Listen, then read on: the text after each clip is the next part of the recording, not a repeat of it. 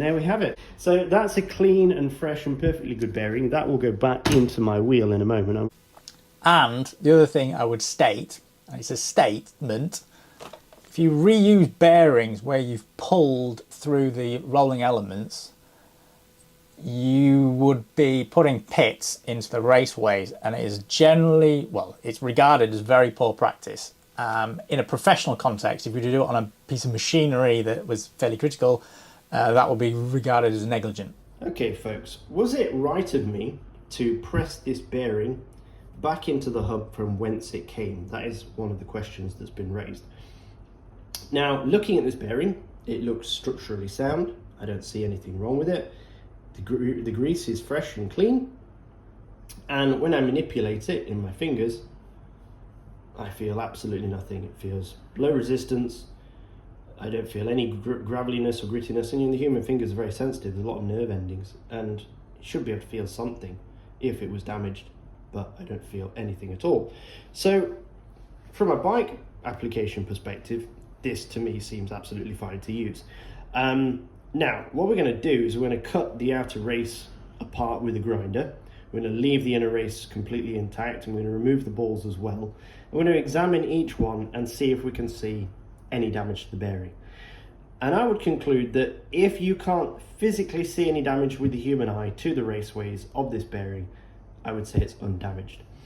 And what's interesting is that if you read some articles online about this, what a lot of people end up saying, and even the experts, that they always use the language may or might damage the bearing if it's pulled. Okay, nobody's willing to say it will damage the bearing, and I guess that's because it depends very much on the circumstances. And I think that's where the main issue comes from, because what Hambini did was he said that in his industry it would be negligent to put this bearing back. And of course I wouldn't disagree with that. That is a fact. He's 100% correct on that. In his industry it would be negligent because he works for aerospace, and their bearings are moving at several thousand RPM, supporting several hundred people at several thousand feet in the air, moving at several hundred miles an hour. So it would be foolhardy to use any piece of equipment that may be damaged. And in the aerospace industry, even if there's a hint that something might be damaged, they instantly replace it.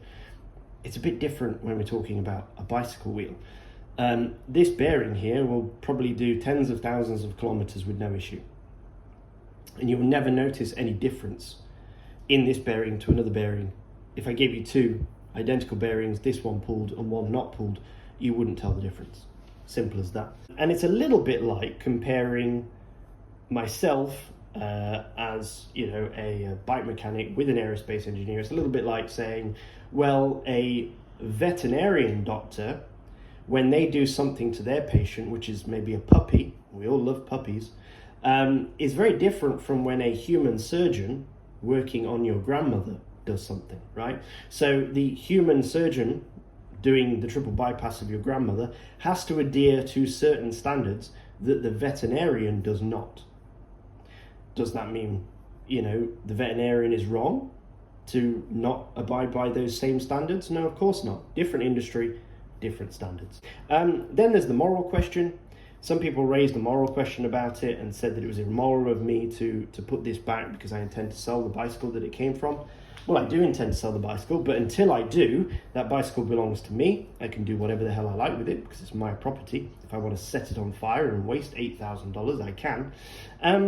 But when a customer walks in through the door into my shop, I'm extremely honest with that customer, often to my own financial detriment. And I will tell the customer everything about that bike, including the fact that it was used in a YouTube video.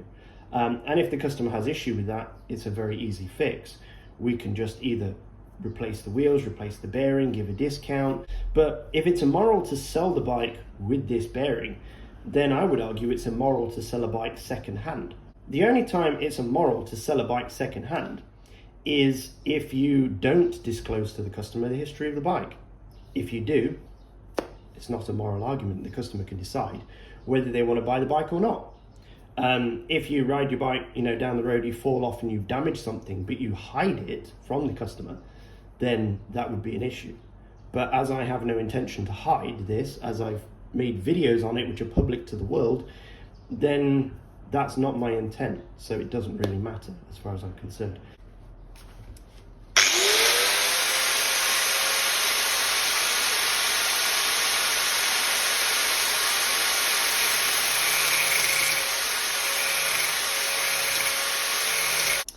Okay, so examining the race that we've just cut apart, here it is. This polished surface here is the race, and if you look very carefully you can see the edges of the race there, and then these little grooves that are full of muck from the grinder are where the seals were.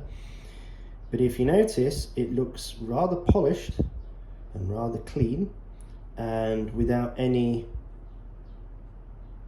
indentations. Okay, can't even see a scratch. Obviously there's damage here where I cut it, but looks good. Now if we look at the inner race, where is it? I want to show you, there's some damage here from where my grinder hit it. But that is to the exterior of the race. And you look at the race, it looks really good. Yeah?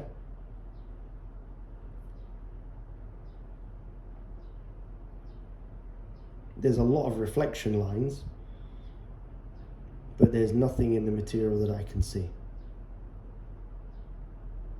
Not really much to say about the balls. They've still got a bit of grease on them. There you can see the grease reflecting. It's not pitting, it's just grease. I can wipe it away with my fingers. But the balls are absolutely fine, again, apart from where I cut them. Now, if there was damage to this bearing, I'm going to show you here. You know where I would expect to see it? I would expect to see it on the outer edges here and here. I would expect to see dents here and here.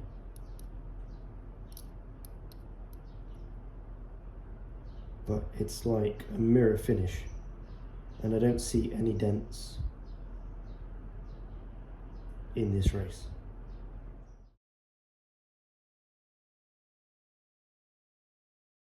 Alright folks, I want to talk about bearing damage and why my bearing didn't get damaged and why I think that is. Okay, so what we have here is the inner race from the bearing we just cut up, and here it is represented. So you've got the raceway in black and then the exterior of the inner race here, and if you imagine the balls are running in this groove along the front here, and there'd also be the outer race out here and then the outer race sitting in the hub. But we're only going to concentrate on the inner race because that's what, all I need is a visual. Now these little red dots represent dents in the race, and that is what you would expect to see in the race if it had been damaged through pulling. All right, so you got your force here pulling up on your inner race, and the outer race is resisting that force because it's held in place in the hub by friction. So this force here just needs to overcome that friction in order to get the bearing moving. And my theory is that the amount of force applied here, okay, in order to escape the friction of the bearing inside the hub is not great enough to cause hardened steel to dent. Oops, okay. So that is my theory.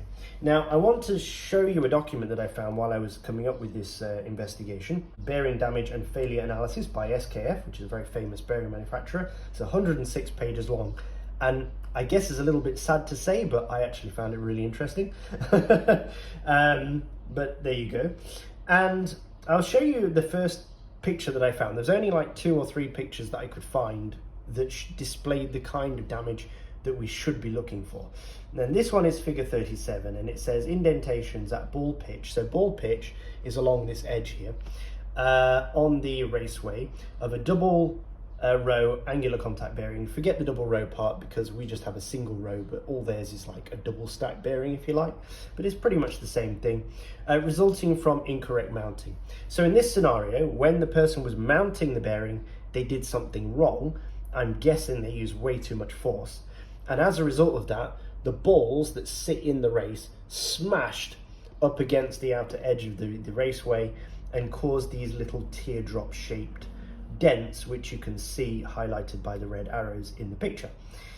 So that is the kind of damage you would expect, because, and this is an inner race, by the way, so this is a perfect representation of this, because the inner race is moving and the outer race can't. So maybe as they drove it into the pipe or whatever they were pushing it into, the aperture, there was just too much friction on the outside, or they used too much force, and like I say, it damaged it. And this is a mounting damage situation rather than a removal situation, but I couldn't find anything on removal. And then this one is a deep groove ball bearing outer ring. So this time is the outer ring, not the inner ring. And this is plastic deformation at ball pitch. Again, it's at the ball pitch, so it's at the outer edge of the raceway there, from applying mounting force to the wrong ring. So in this scenario, they applied too much force to the inner ring, and again, they dented balls against both probably the inner and outer ring, causing those little craters. Now, like I say, we don't see any craters on ours. And what's interesting about this bearing is that we pulled this bearing twice, and we pulled it twice from the same side, okay, because we had a red and a blue bearing seal on this thing. And so we knew what side to put it back in. And so it went in the same orientation that it came out. That means we pulled this bearing with the same system against the same edges twice. And yet we see no evidence of indentations in the material. So I would say this bearing is, or was, now we've cut it in half, you can't use it, but I would say the bearing was perfectly fine to use. And I would also say that in a bicycle maintenance situation, it's perfectly acceptable to reuse a bearing that you have pulled if you are using the style of puller that I'm using. If you're using a puller with a slide hammer, for example, which imparts impact onto the bearing, which slams the balls up against the edges of the bearing, which obviously the manufacturer wouldn't want you to do because that could cause damage to the racers, and hence why the manufacturers say may or might cause damage to the race, then yeah, that's a bad idea. Same thing again, if you're driving out the bearing with a hammer and a punch, it's going to cause impact to the bearing. In my scenario, with my puller, it pulls the bearing out slowly, incrementally, and with only just enough force to get the bearing to move. There's no more excessive force. Once the force is reached to get it to move, that's it. There's no additional force placed on the bearing. And those balls are constantly locked in place, and they are all sharing that load because the balls are coming out with the racers in a straight line. Okay, there's no angling, there's no twisting, and there's no impact. So that is why I think the bearing puller does not impart enough force to bend or dent hardened steel, because hardened steel is pretty hard. All right, folks, a few points about bearings and replacing them or not replacing them. You're looking at two different industries. You've got bike mechanic and you've got aerospace, right? Aerospace don't want their aircraft to fall out of the sky. If it means replacing a $20 bearing, it's not an issue to them. It's going to cost them millions more if they don't replace the bearing. Okay, so it makes perfect sense.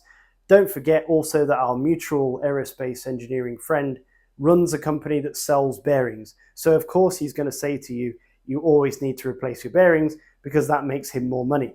Whereas as a bike mechanic, I deal with a very different crowd of customers. My customers don't want to spend any money if they can help it. In fact, I'll tell you some stories in another video, another time, just like stuff that happens as a bike mechanic that will blow your mind about what customers will and will not do just to save a few dollars. So when a customer brings me a bike, what they expect me to do is just service it. That means the parts that are in their bike right now, improve the condition of those parts by cleaning and re-greasing them rather than replacing them.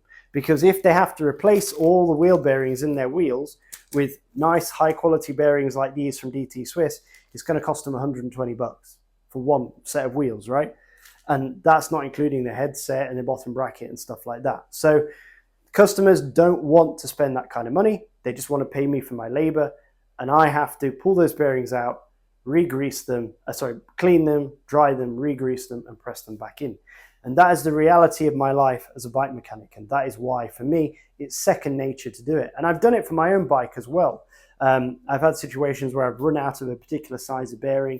I've noticed that my bearings were not running very smoothly, and I've taken them out, I've cleaned them, and I've pressed them back in, and it's made a world of difference to their performance while I wait for new bearings to arrive in stock. So it does happen all the time. Customers demand it, and that is why I do it. Aerospace have got a totally different crowd of customers than a local bike shop. I would just say use your common sense, okay? Use your common sense. If a bearing looks totally trashed, if it looks dangerous, if it looks structurally unsound, if it's got racers that look like the surface of the moon and balls that are egg-shaped rather than round, replace the bearings. But if, like my example, the bearing feels fantastic, the grease looks clean, there's no resistance, it doesn't have any particular play in it, yeah, why not? Why not reuse it? Why not save yourself $20? Just use your common sense and you should be absolutely fine. Anyway, thank you so much for watching. As always, folks, do stay safe out on the road. Probably do some cleaning videos, bearing cleaning videos if you want to see that, how I do it, how my strategy for that. You can criticize or agree with it. It's up to you. But if that's something you'd be interested in, let me know. And as always, folks, stay safe. See you.